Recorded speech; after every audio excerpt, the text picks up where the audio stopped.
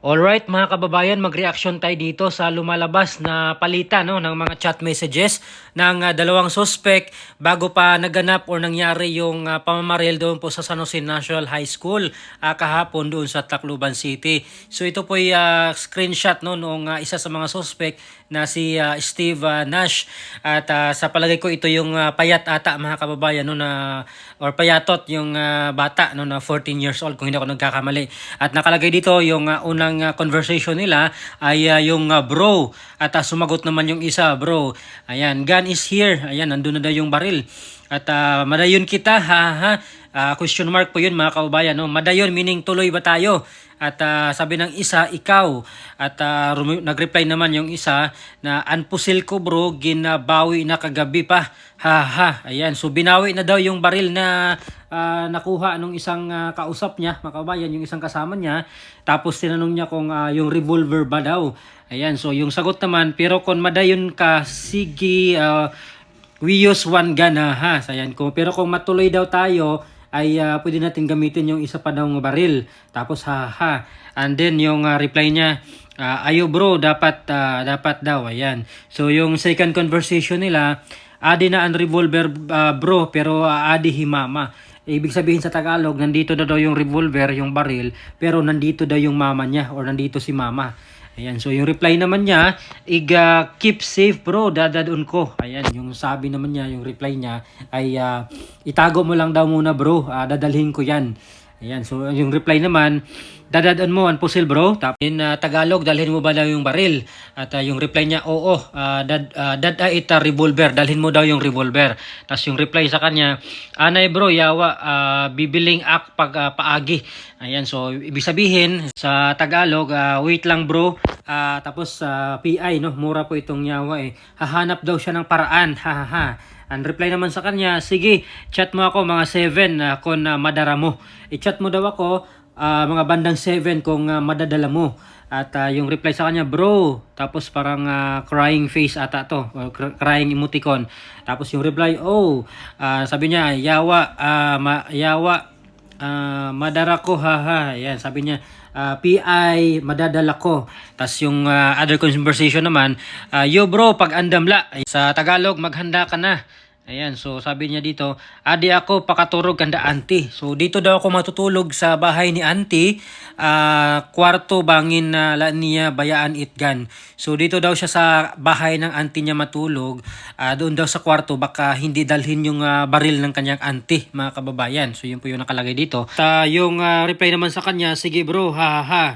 Ayan, so nung Sunday mga kababayan, alas 8:59 ng gabi, nag-chat siya, sabi niya, holy shit bro. Tapos nag-reply naman yung isa, bro.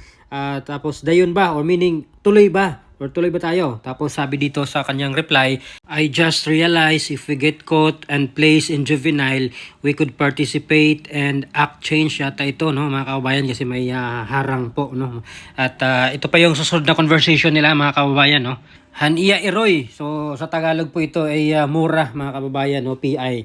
Tapos sabi dito, binaydan ko pa para hapiton ak didi temprano. So nagbayad daw siya para daanan siya or pick upin siya doon sa kanyang bahay ng mas maaga. Tapos papatayon ko gyap ini. Ibig sabihin ay papatay niya daw pa rin yun, mga kababayan, or papatayin niya. Tapos boy, ha. Yawa bro, andam na ak. Ibig sabihin ready na daw siya, handa na daw siya. Motor na lang huhulat, or yung motor na lang daw, yung kanyang hinihintay, or yung bike yung kanyang hinihintay dito. Tapos yung reply naman, yawa makating na laak. Ibig sabihin makating classes na lang daw siya. I'll just skip class. Ayan. Kasakay na ak, ha. Or nakasakay na daw siya, mga kababayan. Ito yung reply sa kanya. Tapos yung reply naman dito ng isang kasama niyang suspect ay nice. Dali boy. Ibig sabihin, dalian mo. Ayan. Tapos yung next conversation nila, Converse Act, ha. Ayan, Converse Act daw. Di ko alam kung sapatos to na brand, yung Converse or damit. Nag 50-50 ka pa bro pag pabuto. Ibig sabihin parang 50-50 daw yung pagpaputok niya ng baril, mga kababayan. Tapos natawa pa siya. Tapos yung reply naman dito, oo bro, medyo. At tambay anay kita kadali, may gawas. or tambay lang muna sila doon sa may labas daw, saglit mga kababayan, no? Ito po yung sabi niya.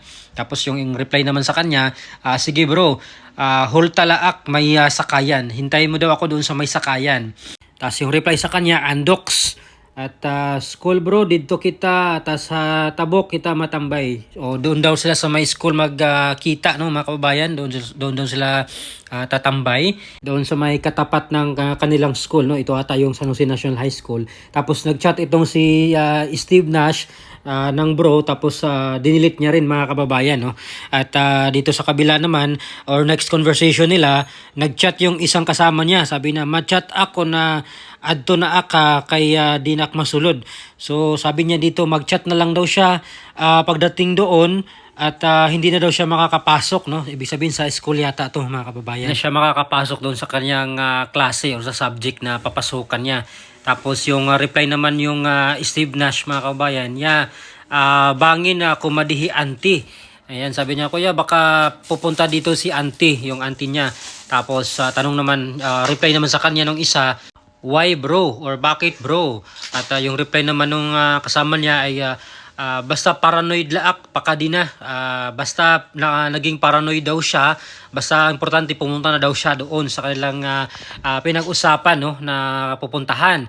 Kailangan ta temprano, or kailangan natin ng maaga, mga 8 AM, no, mga 8 ng umaga daw mga kababayan. At reply naman sa kanya, oo, di pa ma-8 na ako. So bago pa daw mag 8 o'clock ng umaga, nandoon na daw siya, nakarating na daw siya. At yung reply naman niya mga kababayan, bro, dali na naman.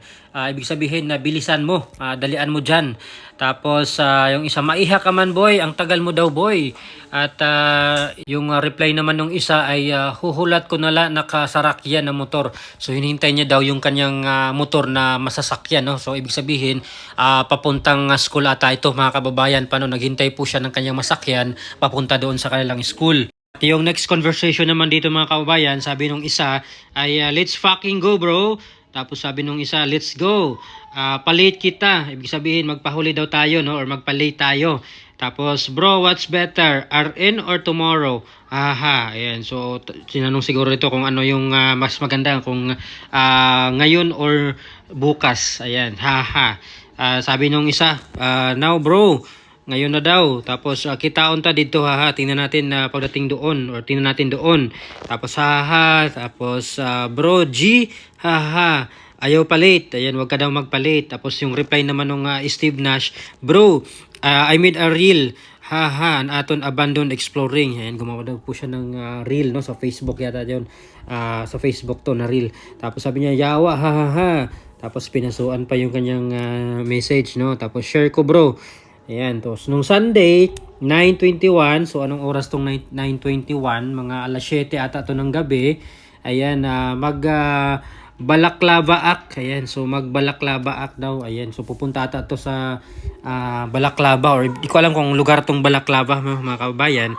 Pero sabi dito, bro, what if mabini antitagan, no? Or ibig sabihin siguro nito sa Tagalog, what if daw kapag maiwan ni auntie yung baril, no? At yo bro, pag andam la. Ayan, so sabi niya, maghanda ka na daw dyan sa kanyang kasama, no. Pinaghahanda niya yung kanyang kasama. Tapos yung reply naman sa kanya, takay makasuhan kita murder ngan illegal possession of firearms. Ayan, so sabi sa kanya ay makakasuhan daw sila ng murder, no, at illegal possession of firearms. At yung reply naman sa kanya, no bro, we stole it. Minors can't be charged. So alam na alam mga kababayan, no, nitong Steve Nash, na hindi sila makukulong dito sa kanilang ginawa dahil mga minors pa sila. So talagang malinaw na pinag-aralan nila itong Juvenile Justice Act ni Kiko Pangilinan. At ito isa to sa mga dahilan bakit talaga ang lakas ng loob nilang gumawa ng krimen, no, para sa aking opinion. Kasi dito pa lang sa kanilang exchange of chat ay hindi daw sila makukulong kasi minors can't be charged mga kababayan, no. Yung isa nangamba na makakasuhan sila ng murder pati illegal possession of firearms, dalawang kaso po ito mga kababayan, at medyo mabigat po ito. Ay alam ng isa nung bata na yung medyo payat, no, yung Steve Nash na bata na ninakaw lang nila yung baril, hindi naman sa kanila yon. at mga minors nga sila, hindi sila makakasuhan. Tapos yung reply naman sa kanya, yes bro, that's illegal possession because we don't have a license to possess a firearms license, no? O ito yung LTO BF, no, na abbreviation mga kababayan. So ang galing nila, marunong na talaga sila mga kababayan, no. Alam nila itong batas na ito. Alam nila yung pasikot-sikot. Yung reply naman ng isa, yung Steve Nash, yeah, we can't be charged but it says it will be handled different. So ibig sabihin, makakasuhan pa rin sila pero iba yung handle sa kanila kasi mga minor nga sila. Hindi po sila iti-treat bilang mga adult no, mga kriminal mga kababayan. Iba yung sa mga minors, iba yung kanilang treatment mga kababayan. At yung reply pa nung Steve Nash dito, since we are minors. So alam nila mga kababayan nga itong batas na ito, kaya ang lakas ng loob nilang gumawa ng karumal-dumal na krimen kasi ito yung batas na ito, alam nilang hindi sila makukulong or iba yung treatment sa kanila kahit makasuhan po sila. Yun lang naman po yung sa juvenile, no? Yung mag-counseling, mag-undergo ng mga intensive na mga seminar or ano ba, mga ganon, no? Orientation, mga ganon. Iba pa rin mga kababayan, no? Kapag ilagay sila doon sa talagang normal na kulungan kasi gumawa po sila ng krimen. Pumatay po sila ng mga inosenteng buhay, mga kababayan, no? At ito pa, yung kailang mga ibang conversation, mga kababayan. Na, ibig sabihin saan ka na? Tapos sa reply sa kanya, di pa akbalay, nandito pa daw siya sa bahay nila. Yawa, makaon pala, kakain pa lang daw po siya, no? PI. At yung isa naman sabi dito, ay sos, dalian na. Ibig sabihin, bilisan mo na dyan. Kay papasabay haak nakpatod. Ayan, makikisabay daw yung patod niya or pinsan niya dito sa isang kasama niya, no, mga kababayan, papuntang school. Masulod laan ay ak. So ibig sabihin, papasok daw muna siya sa klase niya, sa school niya or sa subject niya. May IP, sa may IP daw, no. IP question mark. Ayan. At and may wifi, free wifi doon daw sa may wifi, no. Ibig sabihin subject yata to, mga kababayan. Hindi ko alam kung ano tong IP, no. Sige bro, dali na bro. Ayan, bilisan mo daw dyan. Dinak gawas. O, nandun na daw siya sa labas mga kababayan. Dumating na daw.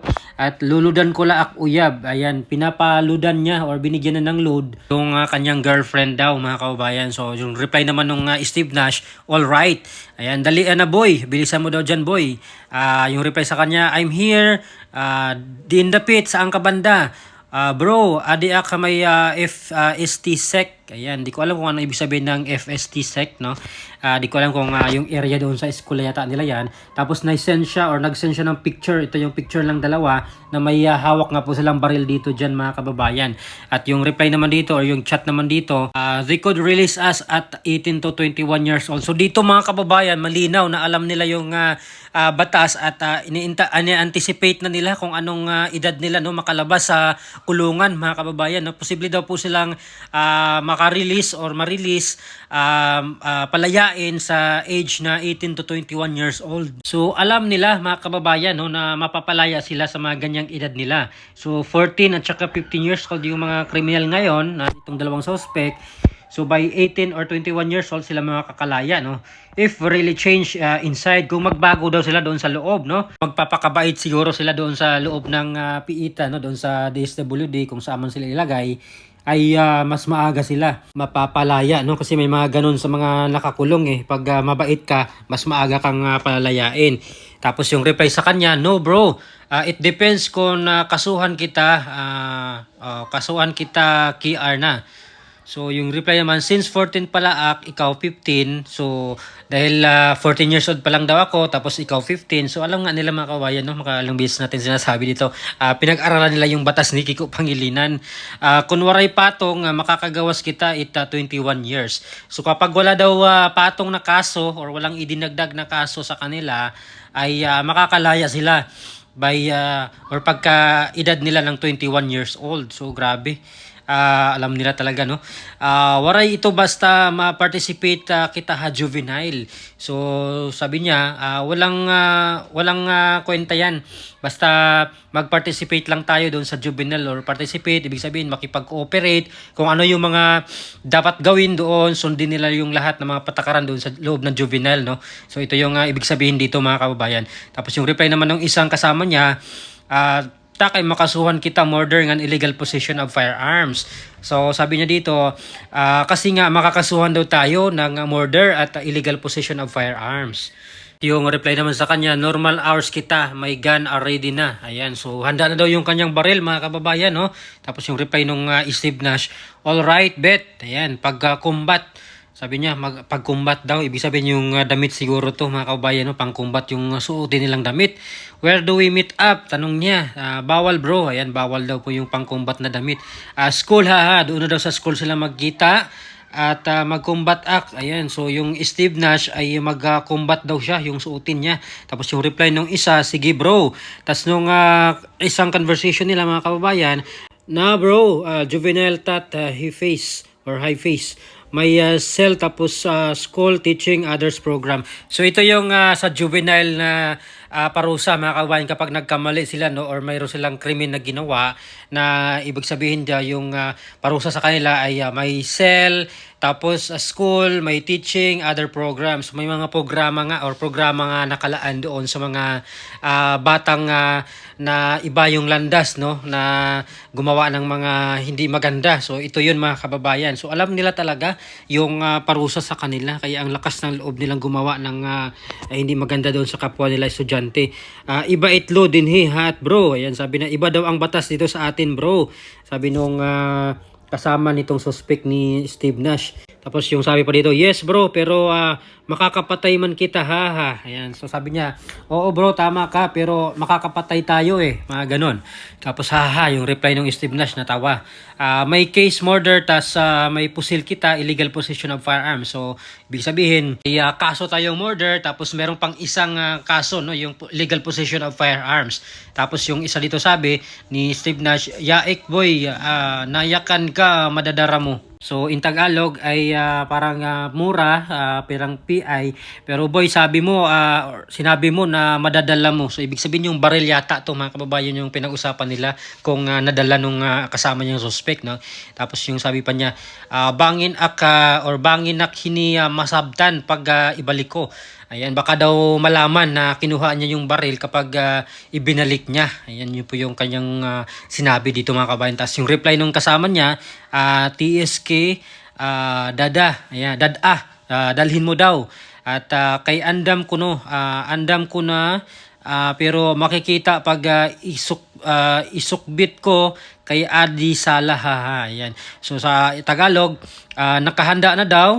Naka-ready na, hinanda niya na at makikita daw kasi pag ilagay niya no sa gilid siguro isukbit, ibig sabihin ipasok sa gilid niya or kung sa bag mga ganon, makikita daw kay Adi Salah. Ayan, no, nandun daw sa sala at nakalagay mga kabayan or may tao doon sa sala na pwede makakita doon sa kanyang ginagawa no. And sabi dito ni Steve Nash, make sure na madara mo, i-distract anay. So ibig sabihin make sure no, siguraduhin mo madala mo yun yung baril mga kababayan at i-distract mo. Ibig sabihin yung mga tao doon sa sala i-distract daw para hindi siya malaman na may iniligay siya, dinala niya yung baril no. Tas igsuksok, ibig sabihin ilagay sa gilid no or sa tiyan, basta sa itago niyo, isuksok, ilagay niya sa kanyang katawan. Safe na daw, ayan ang reply sa kanya, safe na.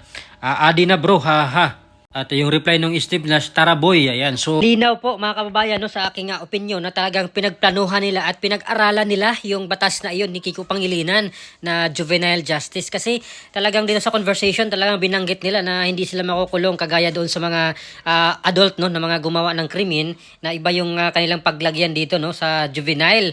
At pwede pa silang makalaya ng mas maaga daw. No? Alam pa nila yung mga ganong bagay na kapag sumunod sila doon sa mga patakaran, magpakabait sila doon sa loob, mag-participate kung anong mga programs ang ibibigay sa kanila, ay makakalaya sila between 18 to 21 years old daw mga kababayan. So talagang itong batas na ito kailangan natin po sigurong palitan no, or i-amend mga kababayan. At tama nga po yung proposal ngayon ni Senator Robin Padilla na ibaba sa 10 years old yung pananagutan no.